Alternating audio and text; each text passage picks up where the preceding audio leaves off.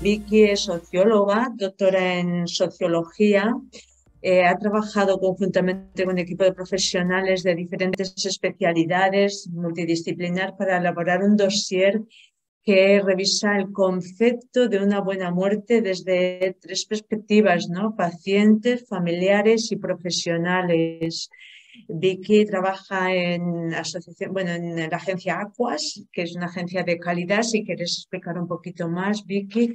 Yo suelo decir que conocerte ha sido de verdad un verdadero descubrimiento y un placer encontrar a personas con tanta predisposición, con tantas ganas de trabajar y, bueno, a la vez con tanta humildad y, bueno, que encantada de haberte conocido en estas circunstancias. Gracias, Vicky, por estar aquí Igual. con Y nosotros. gracias también, gracias a Jesús, porque también me ayuda y, no, y espero que podamos publicar este informe. De hecho, en Aqua sobre todo hacemos otro tipo de productos de transferencia que son los informes técnicos, ¿no?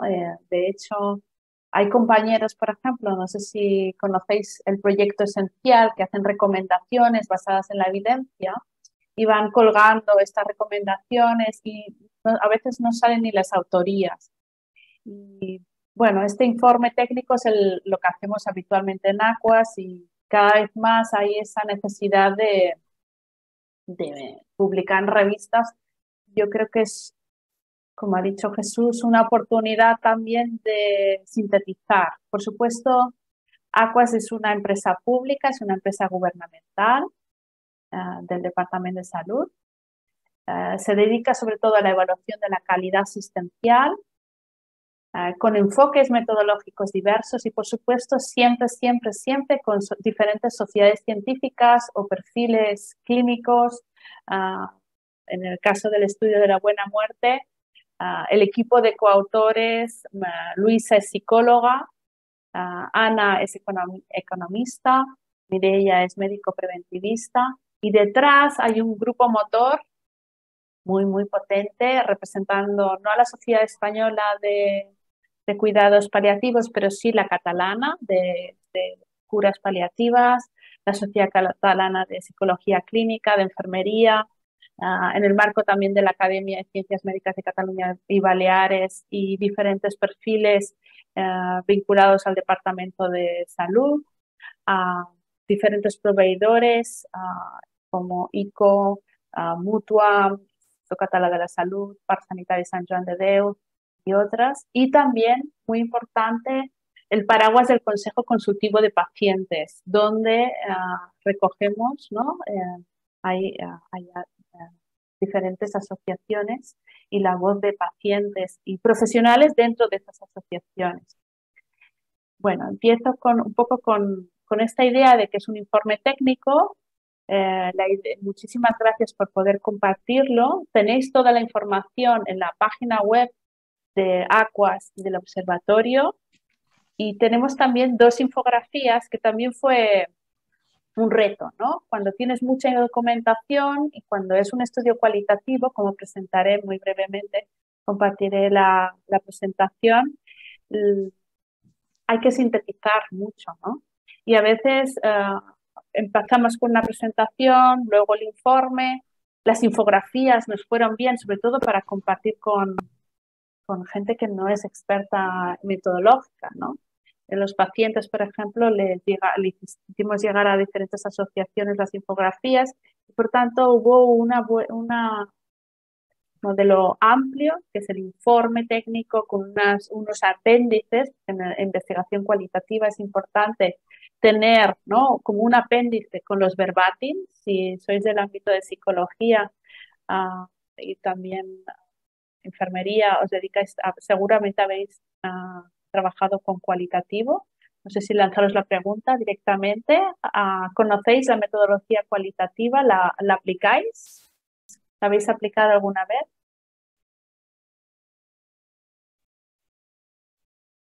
¿No? Karma. Alguien ha Lourdes dicho dice que sí. sí. Perfecto. Pues, ¿os parece? Comparto un poco la presentación. Lo que digo es cómo se marca en un proyecto del Observatorio de la Muerte para generar más visibilidad de la necesidad, ¿no?, de romper los tabús en torno a la muerte y también identificar las necesidades en torno a la muerte y final de vida. Y entonces puedo compartir. Vicky, también te piden cuál es la página web de ahora cuando dónde está el comparta informe. la presentación, la web está en catalán, sobre todo, pero hay hay la opción de tener la página también en castellano. Próximamente tendremos las 2 infografías del estudio en castellano y hay otro material. Podéis, al menos el resumen ejecutivo, podéis explorarlo. Ahora os compartiré con la presentación la web. Comparto ahora la presentación. ¿Estáis viendo la presentación? Sí. Sí. Pues, antes de empezar el contenido, utilizamos con Luisa para romper el hielo, sobre todo con las entrevistas con pacientes y familias, una serie de imágenes, ¿no?, para preguntar a esas participantes, incluso con los propios profesionales, qué representaba una buena muerte para ellos.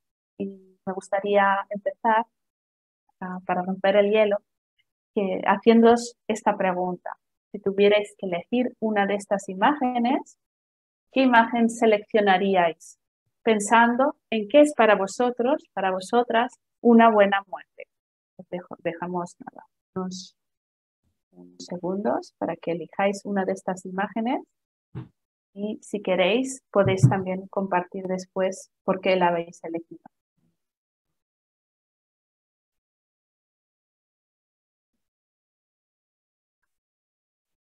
¿Os gustaría compartir el número al menos o alguna idea sobre por qué la habéis elegido o qué representa para vosotros una buena muerte a través de estas imágenes?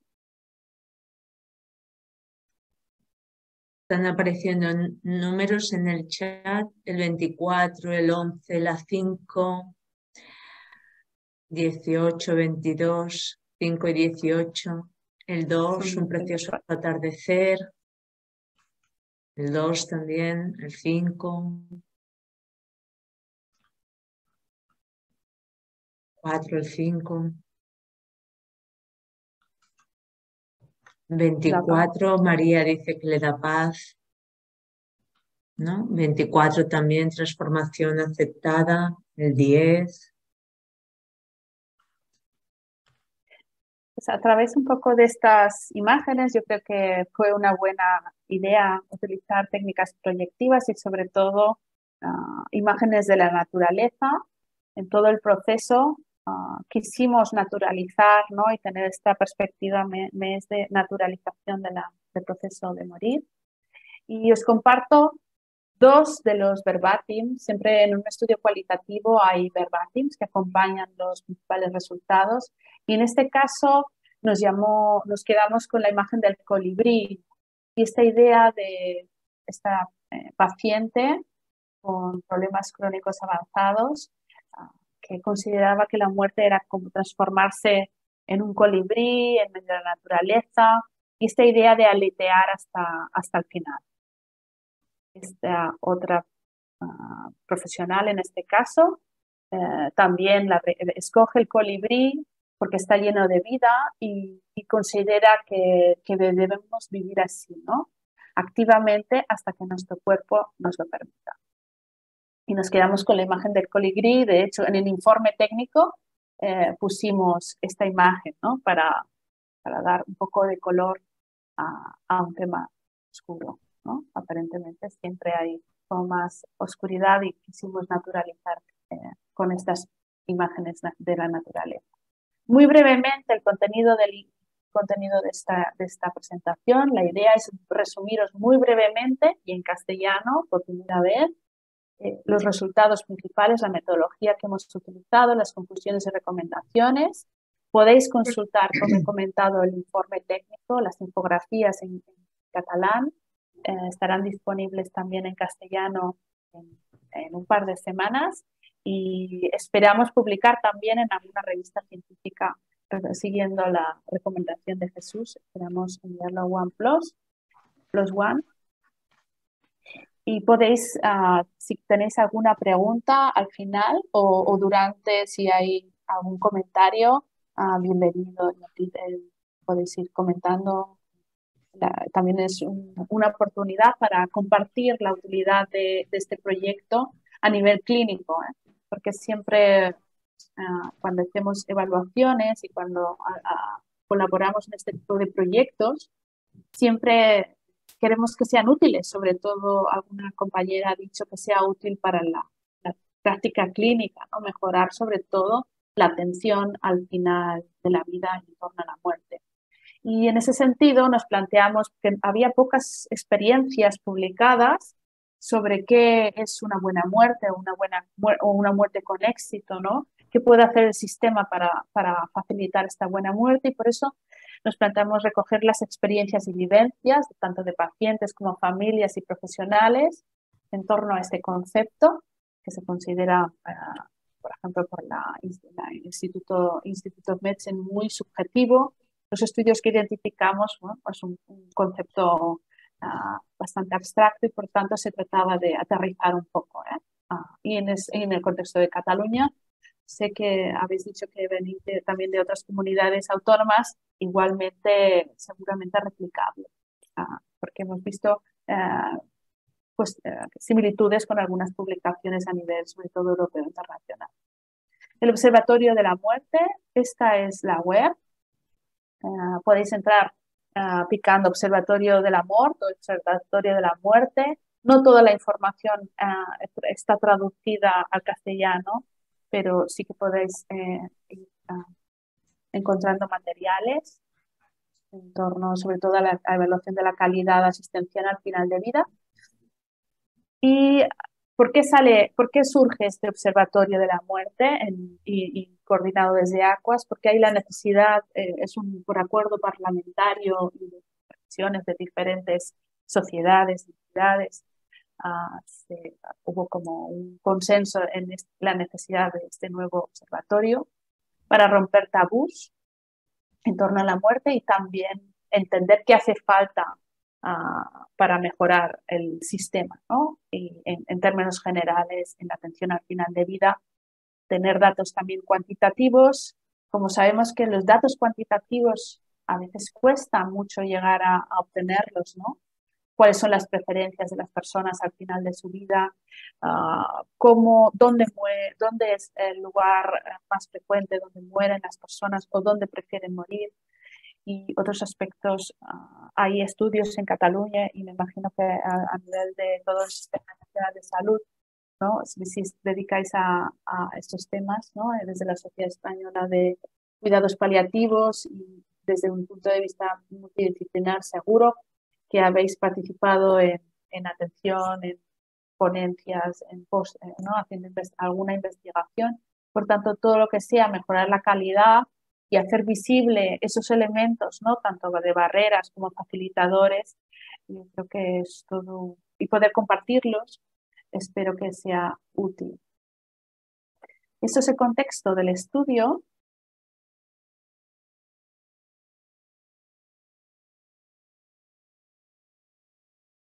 Ahora avanzo. Esta es la imagen del Observatorio de la Muerte catalán. ¿Y qué metodología? No sé si tenéis alguna pregunta sobre el contexto. Sigo con la metodología. La metodología es cualitativa. Todo el mundo veis un dragón en esta imagen.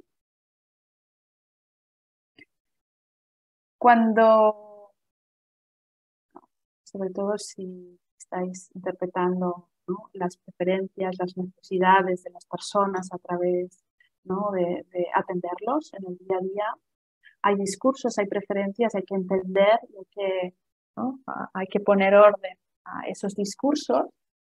Y cuando estamos trabajando con investigación cualitativa, antes Jesús hablaba ¿no? de la calidad metodológica, Y aquí, sobre todo, el haber trabajado de forma multidisciplinar, con protocolos, con guiones, con revisión, porque nosotros no éramos expertos en cuidados paliativos, en atención al final de vida y por tanto tuvimos también un equipo motor y pudimos poner un poquito de orden a muchos discursos. De hecho, en el anexo de este documento, el informe, hay una narrativa muy bonita de las voces de todos los participantes que vale mucho la pena leer. Es muy bonito, creo, y muy ilustrador de las necesidades al final de vida.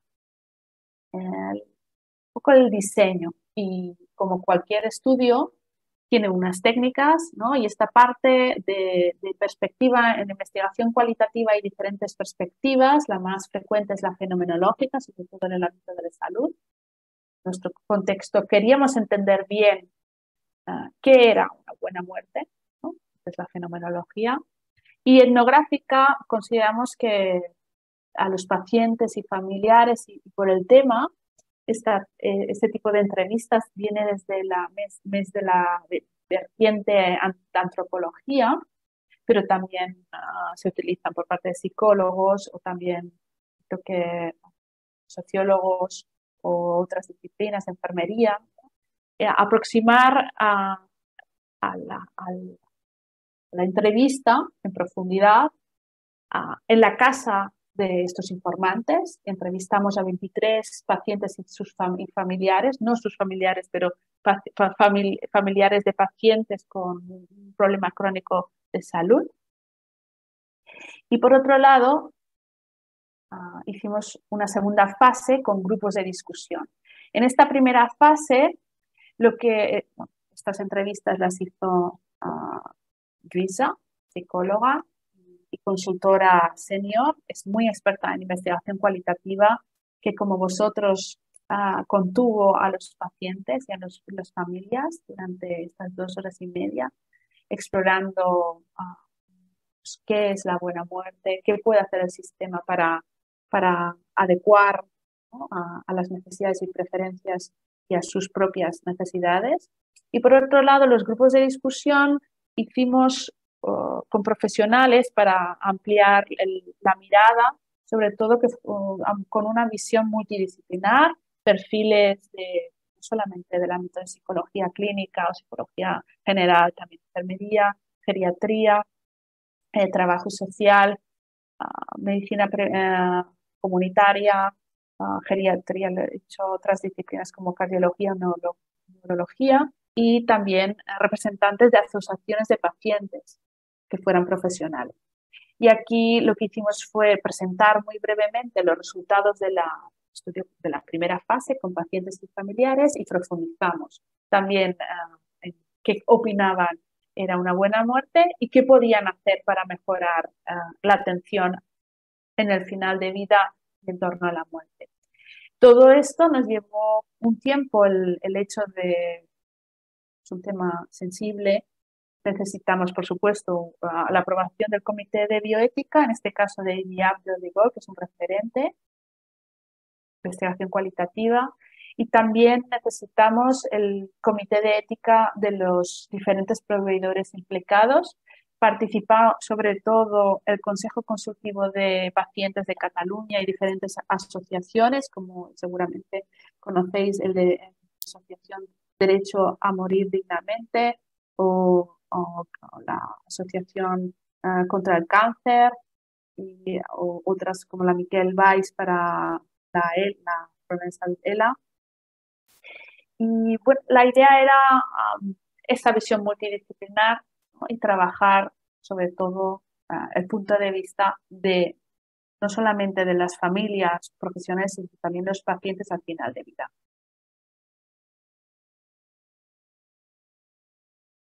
Aquí, nada, quería volver a mencionar, ¿no? los diferentes tipos de abordajes. Es importante en metodología cualitativa, sobre todo que si elegimos la fenomenológica, el abordaje, ¿no? del investigador, de cómo preguntamos, de los guiones, del protocolo de la investigación cualitativa y cómo describimos la metodología sea coherente, ¿no? Lo que queremos es no participar activamente, ¿no? Sino como profesional, por ejemplo, os podéis encontrar ¿no?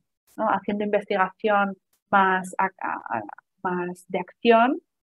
La etnometodología entra un poco más en el contexto de la persona de estudio y aquí hay diferentes grados de interpretación. A veces es más descriptivo, narrativo y depende de cómo puedes profundizar un poco más. Los contenidos que recogimos en el estudio, aparte de la buena muerte, estas barreras y facilitadores, ¿qué necesitan las personas para conseguir una buena muerte? ¿Qué puede hacer la sanidad pública? Comentar que además del ámbito de profesionales de la salud, también había la voz de trabajadores sociales del ámbito de salud. Muy brevemente, las características. Es importante cuando hacemos un estudio cualitativo definir un muestreo teórico. No es como, en este caso, más muestra, no como los cuantitativos. Es un tipo de diseño más teórico. Aquí participó activamente expertos en atención al final de vida,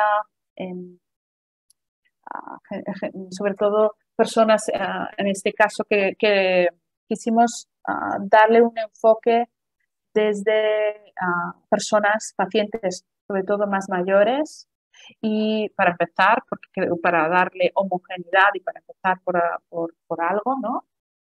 Y también personas que tenían un problema crónico avanzado complejo, catalán, ¿no? La malaltía crónica avanzada o problema crónico complejo, y pacientes mayores de 65 años, pero no, con algún problema crónico, pero no clasificado como con una necesidad paliativa o avanzada.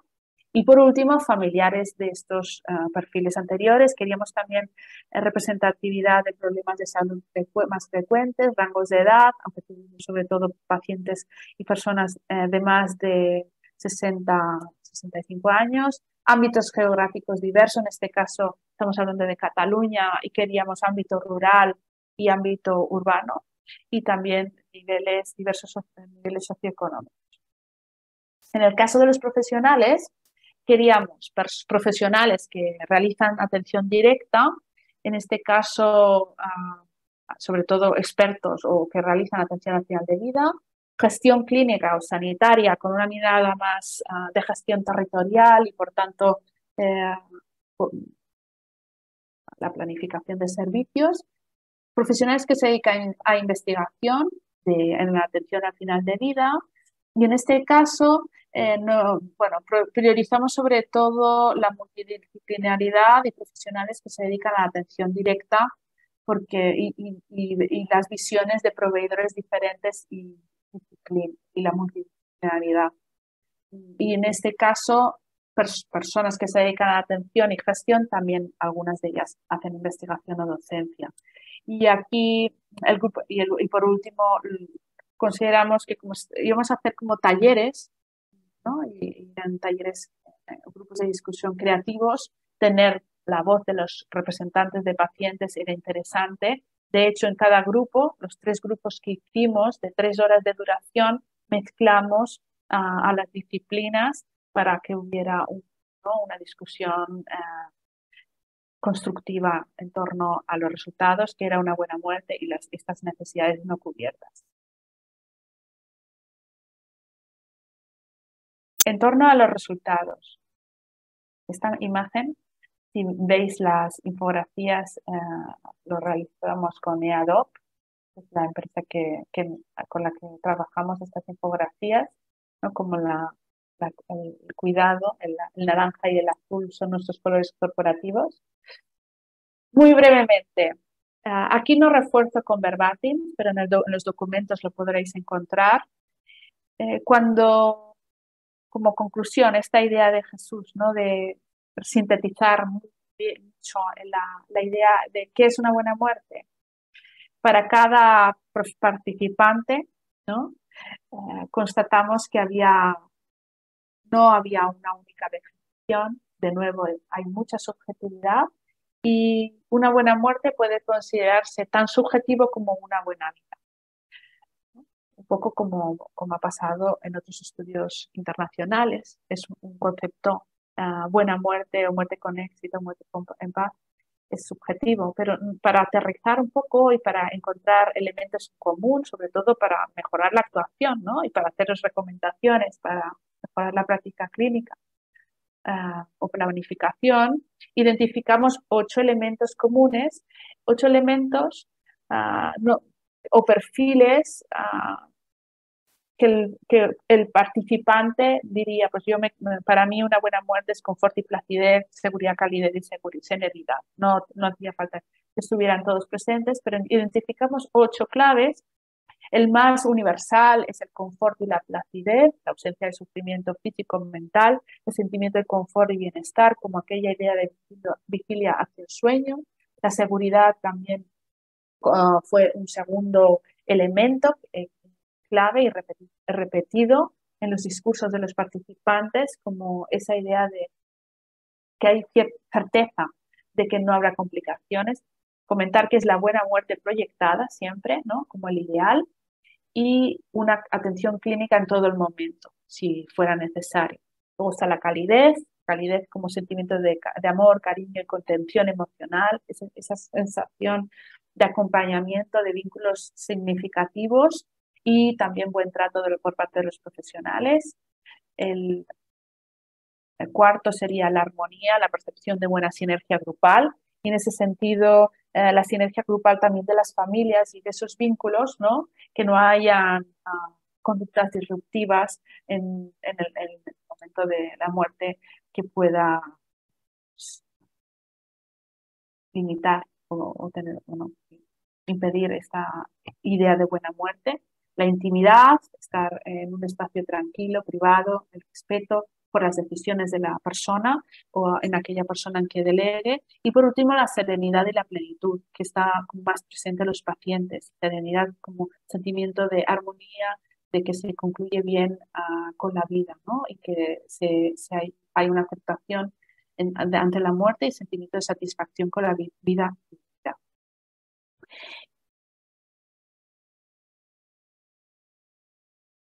En cuanto a facilitadores, no sé si tenéis algún comentario. ¿Queréis que siga y dejamos las Te preguntas? comento, Vicky, 10 minutitos, ¿vale? Vale. Facilitadores sería...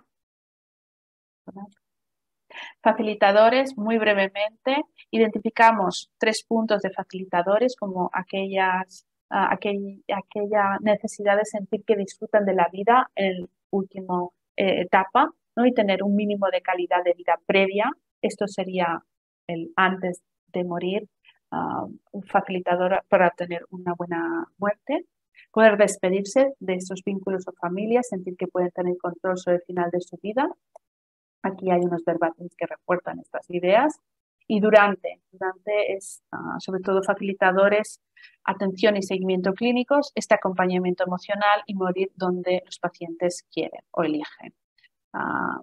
Aparte en el proceso de análisis y de presentar los resultados, vimos que había cosas a mejorar del sistema, pero también esta buena muerte depende también de la persona, de las familias, no solamente de la mejora de la atención por parte de profesionales, y vimos que era importante analizar, ¿no? Esta propuesta de perfiles, aquellas personas que tienen más necesidad de control sobre en torno a la muerte, o las personas que necesitan menos control o más control, y los extremos serían los que no se plantean ninguna planificación, y aquellos más activistas que han hecho el documento de voluntades anticipadas y refuerza o cree en el derecho de morir dignamente.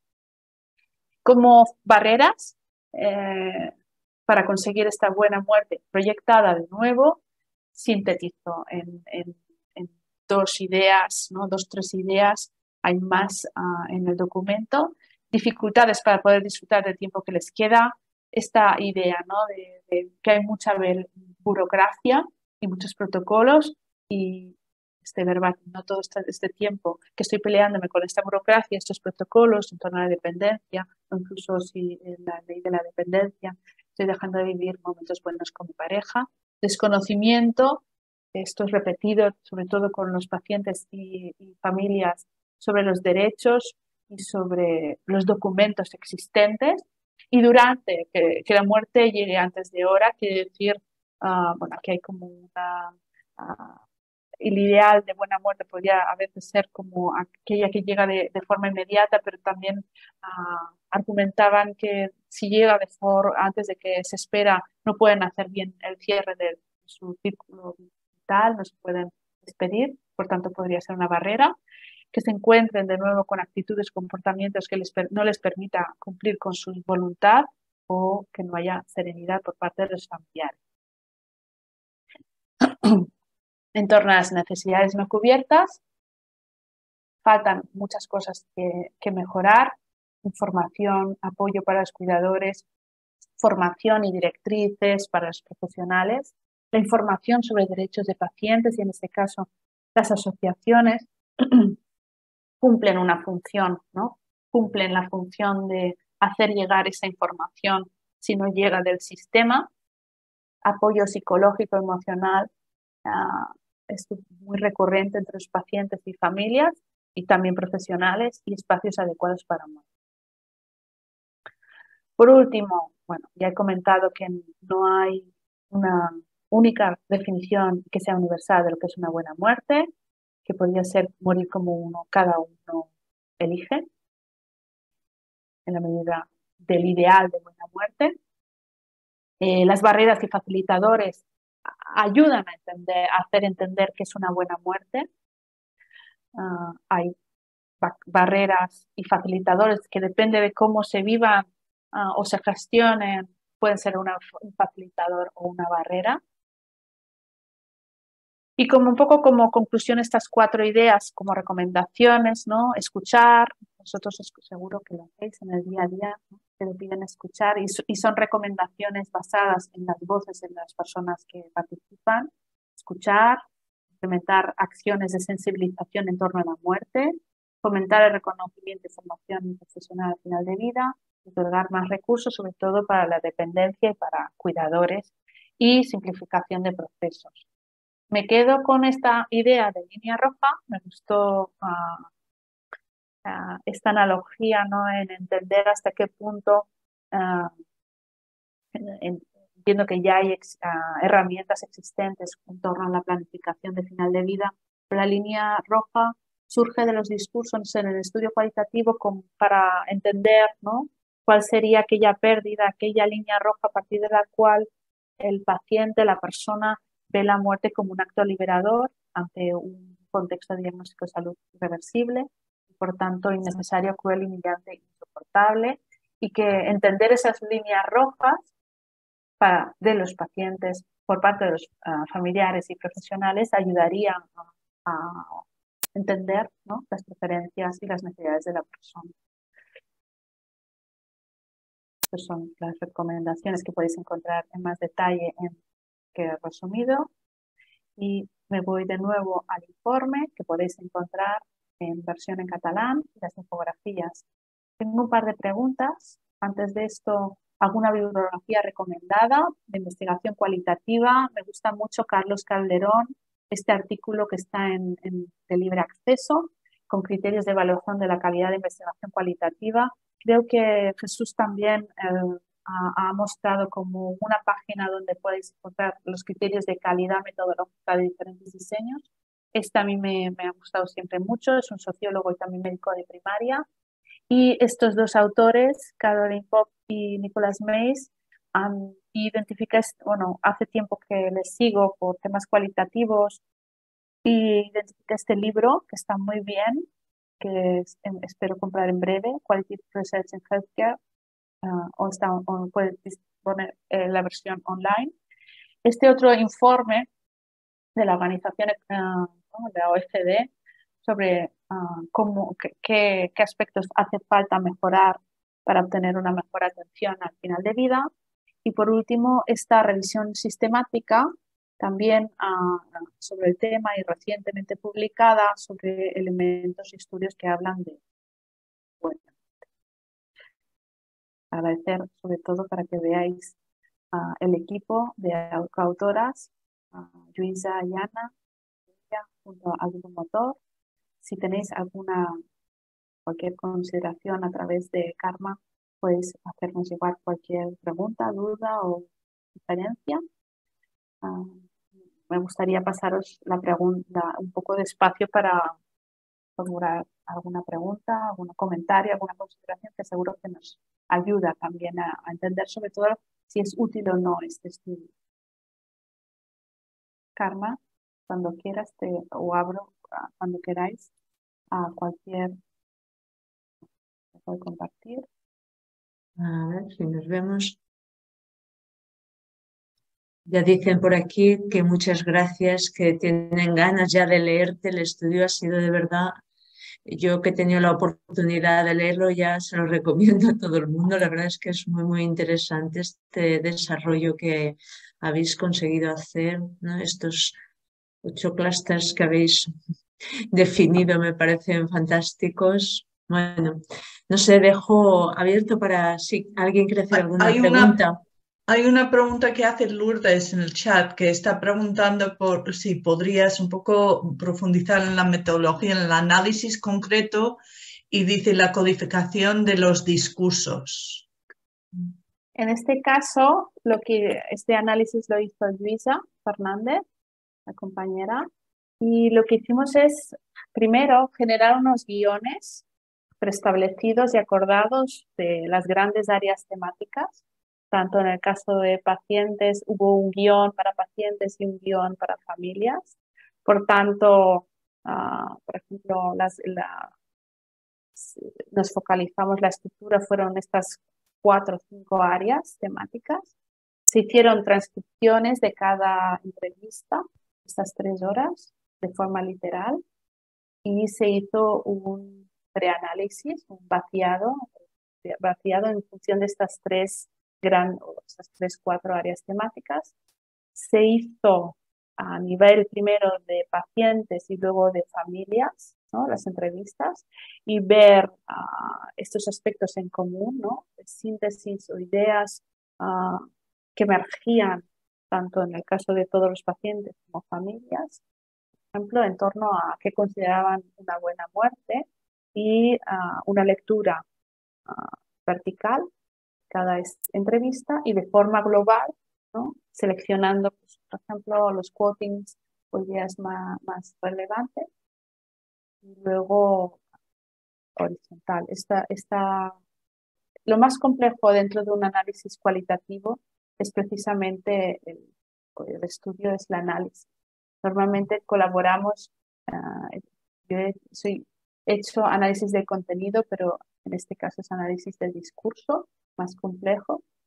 Y se trata un poco no de codificar, bueno, no sé si la idea de codificar, de extraer, ¿no? Verbatims que confirman ese insight, ¿no? Por ejemplo, si hay la idea de que la buena muerte es, hay un elemento que es confort, esa idea de confort, ¿no? Esa categoría, subcategoría, hay que buscar esos verbatims que refuercen, ¿no? Y que constaten que es confort y no otra dimensión. También dentro del análisis luego se hicieron los grupos de discusión, de nuevo también con 3, 4, ¿no? áreas a trabajar, qué es una buena muerte para los profesionales, teniendo en cuenta los resultados preliminares de los pacientes y las familias. Y profundizamos, depende del grupo, se profundizó más o menos en las barreras y facilitadores y sobre todo esas ideas o recomendaciones de lo que pueden hacer, qué puede hacer el sistema para mejorar, ¿no? esa atención. Y de nuevo se transcribieron todos los grupos y se hizo como un preanálisis con estas grandes áreas y otras ideas pues, que entiendo fueron saliendo, como esta idea de la línea roja o de los perfiles actitudinales, que creo que fue pues, una lectura más global, ¿no? Un análisis más global una vez que se han constatado como los efectos principales.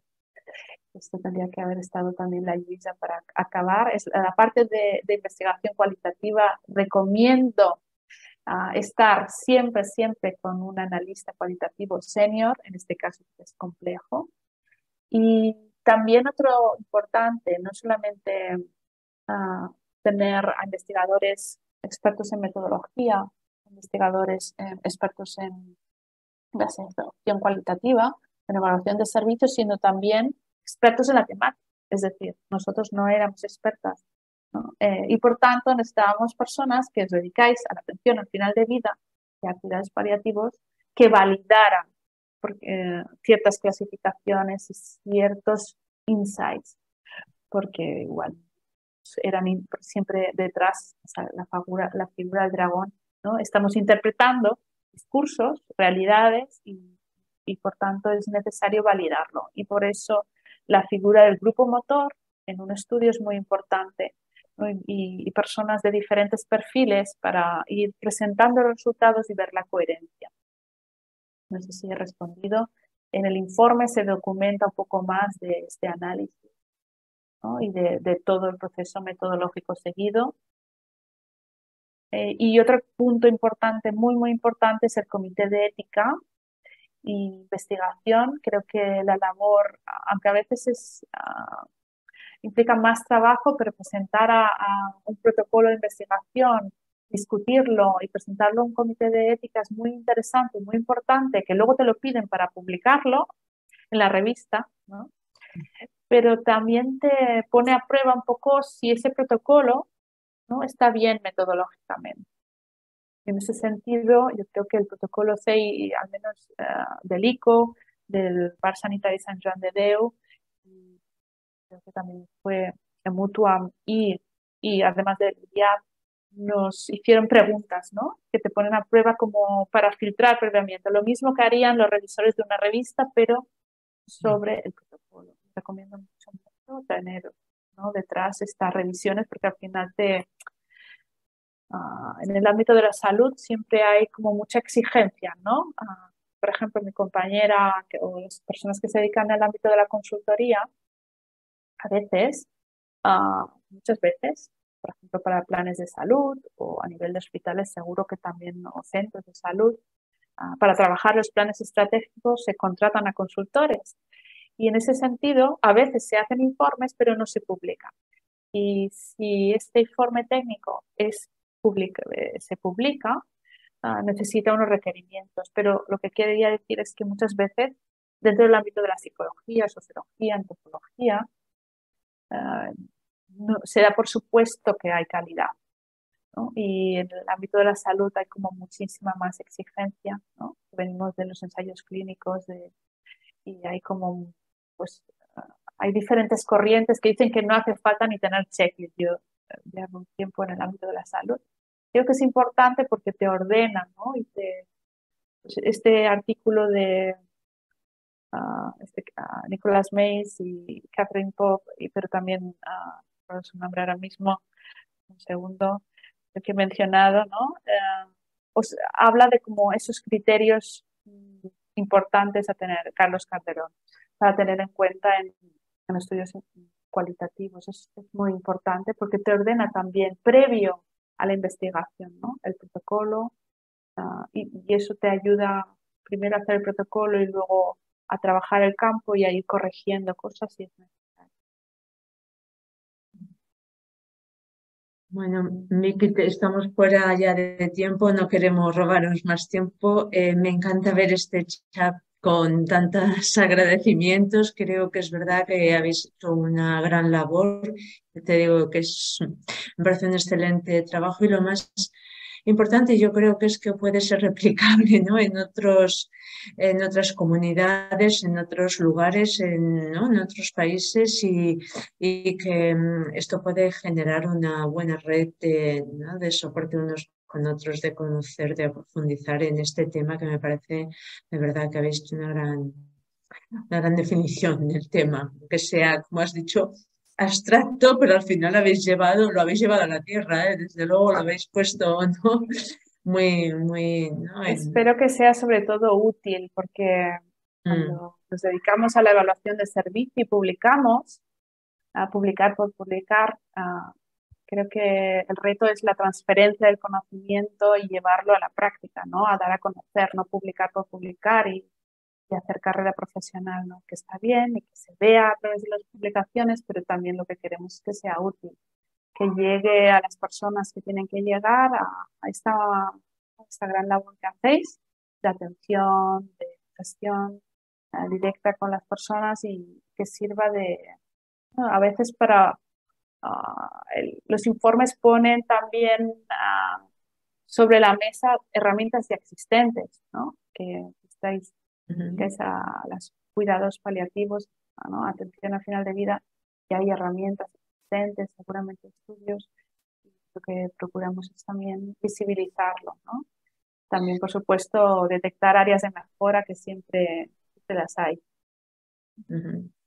Yo creo que al final también habéis conseguido llegar a los gerentes y a las personas con responsabilidades, ¿no? En vuestro caso aquí, pues no solo, ¿no? A Santa Eugenia, que decías que en aquel momento era el director del plan, ¿no? En Cataluña, del plan del sociosanitario. Por eso digo que al final se ha llevado a la tierra las necesidades y se ha podido plasmar en un trabajo que puede leer, como digo yo, en lenguaje gerencial, que es un lenguaje que a veces nos falta, ¿no? Nos falla.